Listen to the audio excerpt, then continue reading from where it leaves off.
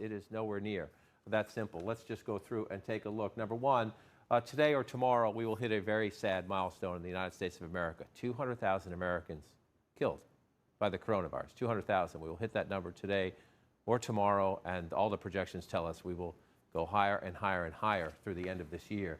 You see how sad. In April, 50,000 deaths. By July 28th, 150. We're 199,000 plus today. A sad milestone just ahead. That is because of the case curve here, and there are some troubling signs in the data in recent days. Go back before the summer, we had the new infections down to about 20,000 a day.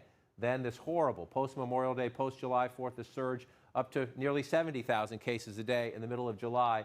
A slow drop down, and we thought we were going to stay below 40,000, perhaps pushing the baseline down below 40,000 new infections a day. But look, back up in recent days here, a troubling sign. Post-Labor Day into the cooler weather, a troubling sign in the case count starting to head up there, and this tells you all you need to know. 31 states reporting more new infections this week compared to a week ago. 31 states heading in the wrong direction when the president says we have turned the final corner. 15 states holding steady, 4 states trending down.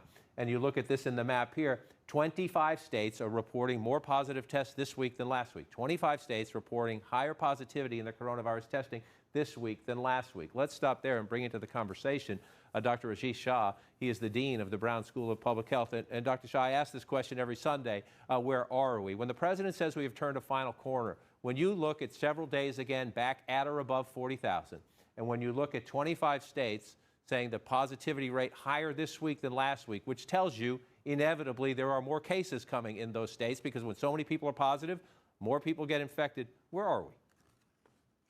Yeah, so good morning, John, and thank you for having me on.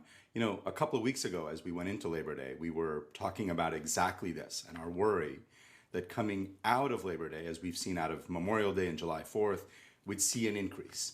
And I was hoping that the third time was going to be the charm. We were going to learn and not do this. And yet it does look like cases are starting to rise again. And unfortunately, we're walking into the fall where weather gets colder. We're going to spend more time indoors. So this is not where we want to be as a country right now. Not where we want to be. And I just want to put up the testing trend in the sense that you and I have talked for months now about your concern the United States is not testing enough, number one, and then there's the confusion over the guidelines, number two. Testing has been pretty level at about 800,000 tests for a long time. Above that, a couple of days above that in recent days. I know you think it should go even higher than that, but is testing adequate, number one? And then this last week, we had the politics of all this played out right before our very eyes. A few weeks back, we talked about the mystery. Why was the CDC suddenly suggesting asymptomatic people who believed they had been in contact with somebody with COVID should not be tested? Then we learned it was political influence from the president's deputies at the Department of Health and Human Services. And then they flipped it again and essentially went back to the original guidance. There's still confusion when it comes to testing. Oh, there's a lot of confusion. And it's unfortunate because if you listen to the scientists, including the scientists at the CDC, we've all been pretty clear that people who've been exposed, even if they're asymptomatic, need to be tested. But to your question of do we have adequate testing, the question is adequate for what? Do we have enough testing so we can get kids back to school safely? Nope. Do we have enough testing so we can get college students back to campus safely? We don't. Do we have enough testing for first responders, for nursing homes, for prisons, for workers in factories? The answer to each of those questions is we don't. And yet we keep hearing from the administration we have plenty of testing. As long as you don't want to test and protect those groups, I suppose you could argue we do, but we clearly don't. Everybody knows it. And we've got to keep pushing on trying to drive testing up. And as you know, the president, he can't change these numbers. He has tried with tweets and with false statements and the like, but we're about to hit 200,000 Americans dead. And when you look at the case trends coming up, 31 states now reporting more new infections this week than last week. The president in the briefing room the other day suddenly said that, yes, there will be a vaccine soon, and yes, it will be mass distributed by April. Listen. As soon as a vaccine is approved, the administration will deliver it to the American people immediately.